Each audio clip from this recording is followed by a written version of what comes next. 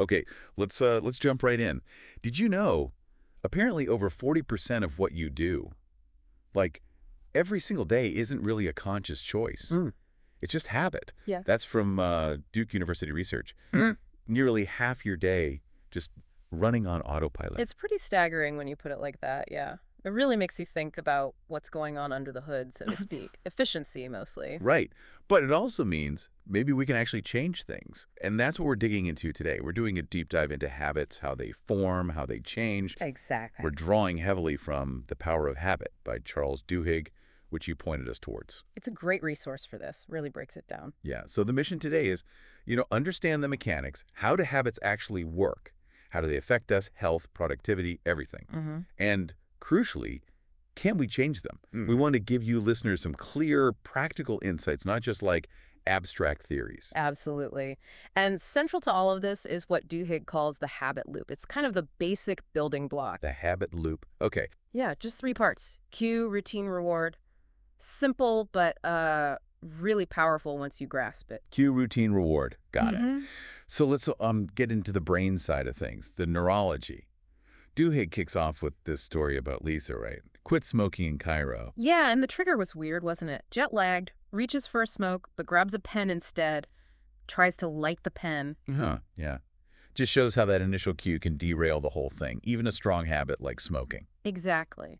The cue, feeling the cigarette, maybe triggers the routine lighting up, smoking for the reward that nicotine hit. Change the cue, you break the chain. And the really wild part is they actually scanned her brain as her habits changed. And the scans showed the old pathways for smoking were like physically being overwritten, new ones were forming. Her brain was actually rewiring itself. That's such a key point. It means even small changes you make aren't just, surface level. They have real neurological weight. The brain's plastic. It adapts. Then there's that incredible story of Eugene, the guy with severe brain damage. Oh, yeah, Eugene. Viral encephalitis, I think. Right. And it showed how different habits are from regular memory. He couldn't make new memories, couldn't remember what happened 5 minutes ago. But he could still form new habits, like finding his way around his own house, even though he couldn't draw you a map of it. So where do habits live in the brain then? It's not the same place as memory. Well, the work with Eugene by Dr. Larry Squire pointed away from the memory centers, like the medial temporal lobe, which was damaged in Eugene's case. Okay. It suggested habits rely on a different system. He couldn't learn new facts, but he could learn new routines, new habits. Which brings us to those MIT rats in the maze back in the 90s. The basal ganglia experiments, they were watching the rat's brain activity. And they found spikes of activity in the basal ganglia when? Right at the start of the routine, when the rat heard the click to start the maze, and then again right at the end when it got the chocolate reward. But not so much during the actual running of the maze. Exactly. It's like the basal ganglia takes the whole sequence, run left, turn right, etc., and bundles it up into one automatic chunk. Oh. Once the brain knows the reward is coming, it doesn't need to consciously think through every step. The basal ganglia handles the automatic pilot part. Like backing the car out of the driveway. You don't think, okay, foot on brake, shift to reverse, check mirror, anymore. Precisely. Your brain's created that chunk. It saves mental energy. Super efficient. But Duhigg also mentioned if that basal ganglia gets damaged. Yeah, it can be devastating. People can struggle with the simplest tasks, almost like mental paralysis. It shows how much we rely on these automatic routines just to function day to day. Okay, so we have the brain basics. How does this loop cue routine reward look in like everyday life? Duhigg uses McDonald's as an example. Like a perfect example, really. Think about the cues. The golden arches. The smell, the look of the place is always the same. Exactly. Highly standardized cues. Then the routine's obvious. Order, eat. And the reward, that hit of salt, fat, sugar, it's pretty immediate. Right. And it's not accidental. Companies like that, they engineer the cues and optimize those rewards to be as habit-forming as possible. That specific mouthfeel of the fries, the sweetness of the soda, it's all designed. But even strong habits like that can be broken, right?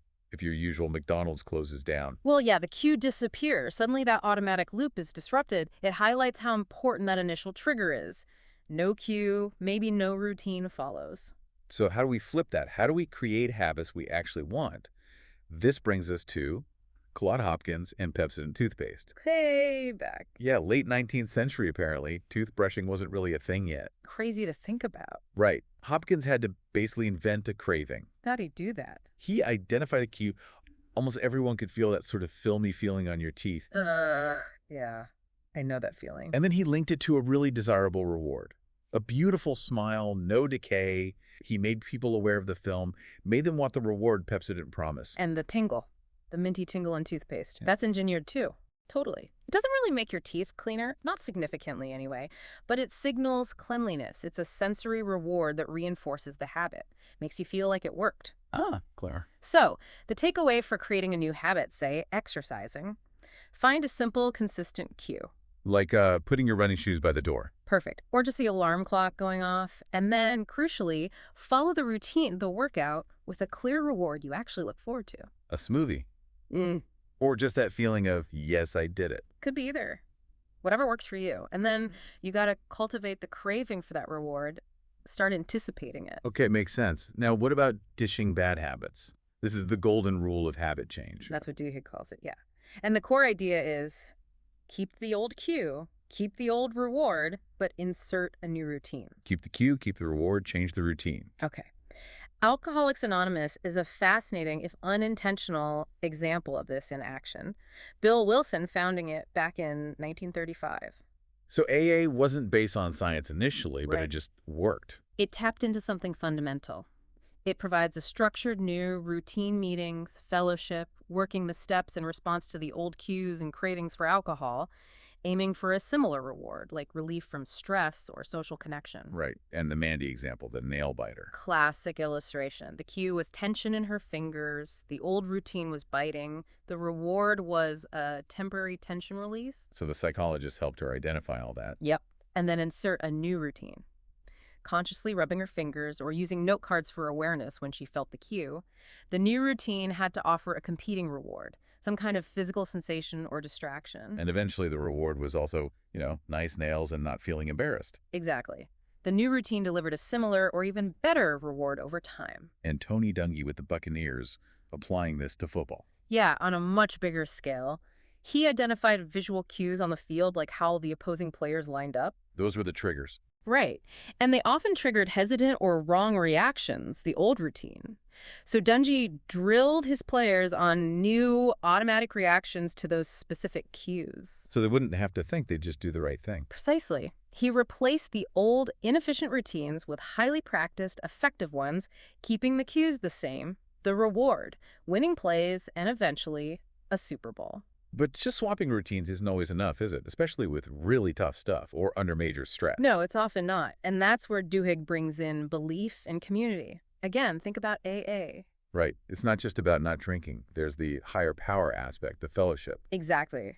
That belief, whether it's religious or just belief in the process or the group combined with the support system, seems crucial for many people to sustain the change, especially when life throws curveballs. That story about John and AA finding purpose by, stacking chairs after meetings. It gave him a different kind of reward, didn't it? A sense of contribution, being part of something. That helped reinforce his sobriety beyond just the absence of alcohol. Yeah, that community aspect provides a powerful alternative reward. Feeling connected, understood. It really does. It embeds the personal habit change within a supportive social structure. Okay, let's shift gears slightly to keystone habits. What are those exactly? Keystone habits are, well, they're like the linchpins. Habits that, when you change them, seem to automatically trigger other positive changes across the board. Like a domino effect. Kinda, yeah. The big example Duhigg uses is Paul O'Neill at Alcoa, the aluminum company. Right, he became CEO and focused obsessively on worker safety. Seems odd for a CEO's top priority. It seemed odd to everyone, but O'Neill insisted. And by relentlessly focusing on improving safety, it forced changes everywhere. How so? Well, to improve safety, they had to understand why accidents happen. That meant better communication between workers and managers, clearer processes, investment in better equipment. Okay, so improving safety automatically improved communication and efficiency. And quality control and even union relations. Costs went down, profits went up, all stemming from that single focus on safety. It was the keystone. And it even spilled over into employees' personal lives, right? Jeez, They became safer at home, too. Yeah, it created a culture shift. On a personal level, think about something like keeping a food journal. Just writing down what you eat. Just that.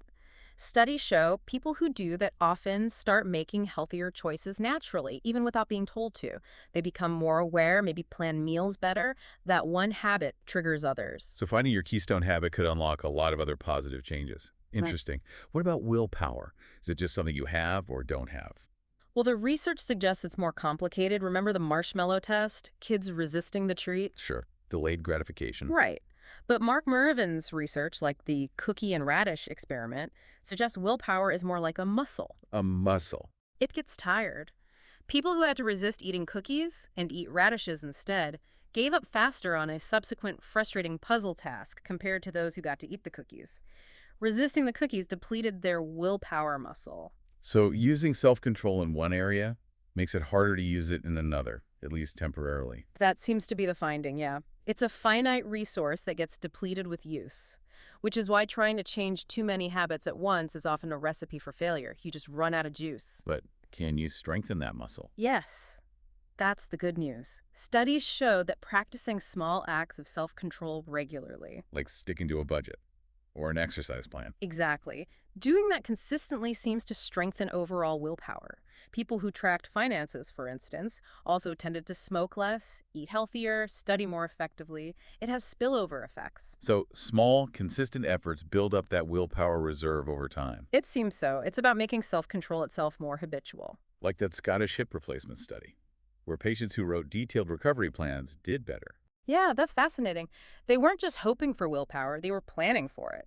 Writing down specifics like, I will walk to the bus stop at 9 a.m. on Tuesday, even mundane details. Made them more likely to actually do it. And recover faster. It seemed to turn the recovery actions into planned routines, reducing the need to rely on moment-to-moment willpower. It's pre-deciding. Like Starbucks training their staff to handle angry customers. Yeah. The LD method. Listen, acknowledge, take action, thank, explain.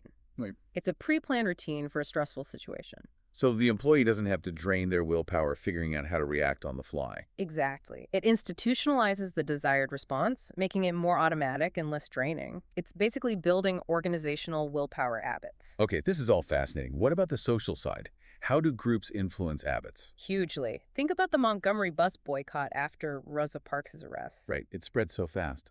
And a key reason, Duhigg argues, was Rosa Parks herself. She wasn't just some random person. She was deeply connected within the community. She had strong habits of friendship. So those existing social ties formed the network for the boycott to spread rapidly. Precisely. The social infrastructure was already there, built on existing relationships and trust. Her arrest activated that network. And then there's the idea of weak ties. Not your close friends, but acquaintances. Yeah, Mark Granovetter's research. He found that weak ties are often more helpful for things like finding a job. Really? Why is that? Because your close friends often know the same people and information you do. Weak ties act as bridges to different social circles, exposing you to new information and opportunities. Huh. Makes sense. Social pressure matters too, right? Like in the Freedom Summer movement. Definitely. Peer pressure within communities played a big role in motivating people to participate, sometimes overcoming fear. And look at Rick Warren, building Saddleback Church. What was his approach? He tapped into existing social habits, people's desire for community, and channeled it by creating small groups. Within those groups, new Christian habits and routines were fostered. It leveraged social connections. So he built the church structure around existing social patterns. In a way, yes. And Martin Luther King Jr.'s leadership during the Civil Rights Movement. He didn't just organize protests, he reframed them. How so? He framed the struggle not as one of hate versus hate, but as an act of love, dignity, nonviolent resistance.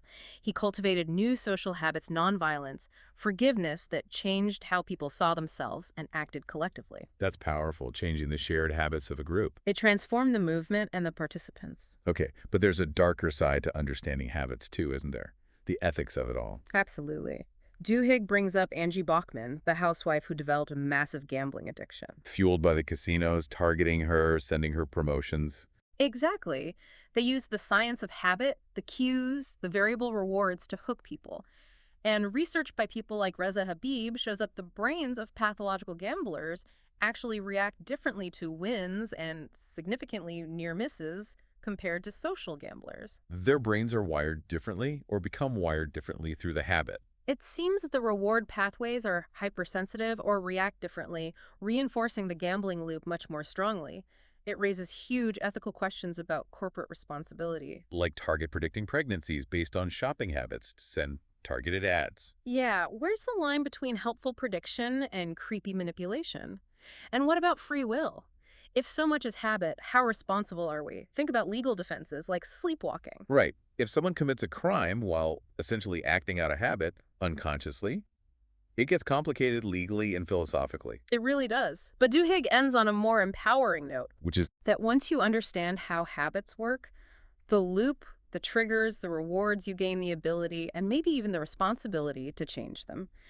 Knowledge gives you power. Remember that William James quote, "Life is just a mass of habits." so understanding the architecture gives us the blueprints to renovate. Beautifully put. Yes. Okay, so for listeners wanting to actually do this, how do they start identifying their own habit loops? Duhigg offers a simple framework. When you feel the urge for a habit you want to change, ask yourself 4 questions right then. Where are you? What time is it? What's your emotional state? Who else is around? And what action did you just finish? Location, time, emotion, people, preceding action. Okay. Doing that for a few days helps you pinpoint the actual cue triggering the habit. Then you need to experiment with the reward. When the cue hits, try inserting a different routine that you think might offer a similar reward. Craving distraction. Try stretching instead of checking social media. Craving energy. Try a quick walk instead of a sugary snack. See what actually satisfies the underlying craving. Once you know the cue and the real reward you're seeking, you can consciously design a better routine. Identify the cue, experiment with rewards to find the craving, then insert a new routine. That's the essence of it. Wow. Okay, we've covered a lot. From brain wiring and rat mazes to willpower muscles and social movements. It's a huge topic, but the core principles are surprisingly consistent. The habit loop, the golden rule, keystone habits, belief, community, willpower, they all weave together. And understanding all this, hopefully, gives everyone listening a sense of agency. You're not just subject to your habits, you can actually understand and reshape them. Absolutely. It's about moving from autopilot to being a more conscious architect of your own behavior. So maybe the final thought for everyone listening is this. Now that you know the basic mechanics, the architecture of your habits, which one might you choose to work on first? And just maybe, what other doors might changing that one habit unexpectedly open up for you? Could there be a keystone habit waiting in your life? That's a great question to ponder. The potential for positive ripple effects is really quite remarkable.